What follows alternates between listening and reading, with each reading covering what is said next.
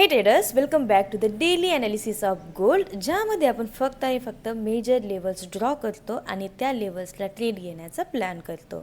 या चॅनलवरती तुम्हाला फक्त कोणत्या मेजर झोन आहेत, कोणते तुमचे लेवल्स आहेत, या लेवल्सबद्दलच आपण इथे डिस्कस करतो. आपली स्ट्रॅटजी एकच आहे, हायर टाईम फ्रेममध्ये तुम्ही झोन ड्रॉ करणार आणि लोअर टाईम फ्रेममध्ये तुम्ही आफ्टर कन्फर्मेशन किंवा त्याच लेवलला ट्रेड प्लेस करणार. तुमची एंट्री टाईम फ्रेम ही लोअर टाईम फ्रेमच असणार आहे आणि ॲनालिसिस टाईम फ्रेम ही हायर टाईम फ्रेम असणार आहे, जसं मी तुम्हाला स्क्रीनमध्ये दाखवत असते. त्यामुळे आपला जो व्हिडिओ आहे तो स्टार्ट टू एंड नक्की बघा, जेणेकरून तुम्ही कुठल्याही पद्धतीची प्राईस मिस नाही करणार किंवा ॲनालिसिस मिस नाही करणार. चला आजच्या ॲनालिसिसला सुरुवात करूया.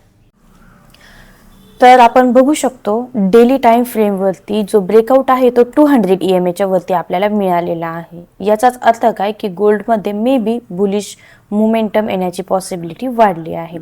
वीकली टाईम फ्रेममध्येही आपण बघितलं ना तर ब्रेकआउट खूप म्हणजे इम्बॅलन्स तयार झालेला आहे. तर इम्बॅलन्स नंतर मार्केट काय करत असतं, पुन्हा एकदा आपल्या जो झोन आहे त्या झोनला रिटर्न होत असतं.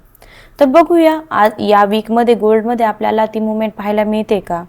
डेमध्ये आपण बघतोय की 200ला ऑलरेडी क्रॉस केलेला आहे, क्लोजिंगवरती दिलेली आहे. पण हा जो झोन आहे तो इम्पॉर्टंट झोन आहे, HSZ हा झोन आहे, त्यामुळे इथून एकदा सेलिंग येणं पॉसिबिलिटी जास्त आहे.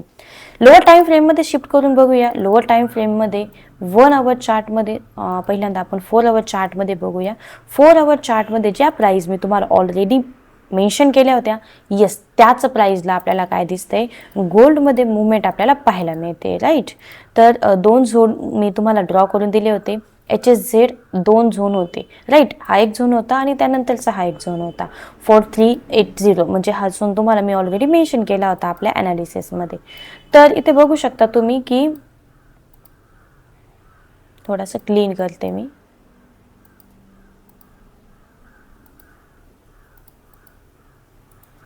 ठीक आहे. फ्युबी रिट्रेसमेंट आपण ड्रॉ करूया आणि जो पुलबॅक आहे तो पुलबॅक मेजर करूया, जेणेकरून आपल्याला पुन्हा एकदा बायसाठी मुवमेंट कॅप्चर करता येईल. तर पुलबॅकची जी लेवल होती आपली ती ऑलमोस्ट लेवल आहे आपली 4314 आणि तुम्हाला तिथून रिजेक्शन हे पाहायला मिळाले आहे. तर 4314 हा जर लेवल आपण 15 मिनिट चार्टमध्ये बघितला तर 15 मिनिट चार्टमध्ये आपल्याला HBZ जो झोन आहे त्या झोनच्या फर्स्ट प्राईजलाच रिस्पेक्ट होताना पाहायला मिळाले. त्यामुळे HBZ हा झोन इम्पॉर्टंट आहे, राईट. आता सध्या गोल्ड जे आहे ते एका ट्रेंड लाईनला 1 आवर चार्टमध्येही आपल्याला ही ट्रेंड लाईन पाहायला मिळते. जर या ट्रेंड लाईनला ब्रेकआउट अपसाईड झाला तर गोल्डमध्ये एक बुलिश मुवमेंट आपल्याला पुन्हा एकदा पाहायला मिळू शकतो, राईट. गोल्डमध्ये आपल्याला पुन्हा एकदा काय मिळू शकतो, जर या ट्रेंड लाईनला ब्रेकआउट मिळाला तर. आणि 4 आवर चार्टमध्ये इथे एक हॅमर पॅटर्नही मिळालेला आहे. तर या हॅमर पॅटर्नच्या वरती जर क्लोजिंग जर झालीच 4 आवरमध्ये पण, तर एक छान असा बाईंगसाठी ट्रेड आपल्याला इथे मिळू शकतो आणि टार्गेट आपला ऑलमोस्ट असणार आहे त्याचं 4380 पर्यंत आपल्याला 4480 पर्यंत आपल्याला गोल्डमध्ये एक बुलिश रॅली पाहायला मिळू शकते. ओके, तर हा एक झोन खूप इम्पॉर्टंट आहे.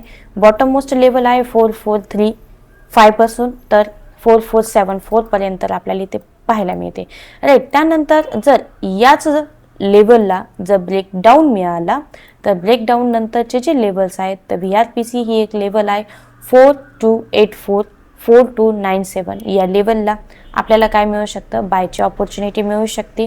आणि बॉटम मोस्ट जो एरिया आहे, जर सेलिंग आपल्याला जर कंटिन्यू पाहायला मिळाली ब्रेकडाऊन नंतर तर लास्ट आपलं बाईंग एरिया असणार आहे 4235 पर्यंत आपल्याला काय मिळू शकते, सेलिंग पाहायला मिळू शकते. इथून एक छान बाईंगची ऑपॉर्च्युनिटी आपल्याला नक्कीच पाहायला मिळू शकते. तर आज हा पूर्ण सिनारिओ आहे. जर ब्रेकआउट झाला तर अपसाईड डायरेक्शनमध्ये आपल्याला प्लॅन करायचा आहे आणि जर ब्रेकडाऊन झालाच तर आपल्याला काय करायचं आहे, या ज्या लेवल्स दिलेल्या त्या लेवल्सला तुम्ही काय करू शकता, बाय प्लॅन करू शकता आणि त्याच लेवलला तुम्ही छान असा रिस्क रिवॉर्ड घेऊन ट्रेड नक्कीच घेऊ शकता. जर आपला ॲनालिसिस तुम्हाला हेल्प करत असेल तर नक्की चॅनलला सबस्क्राईब, लाईक आणि शेअर केल्याशिवाय जाऊ नका.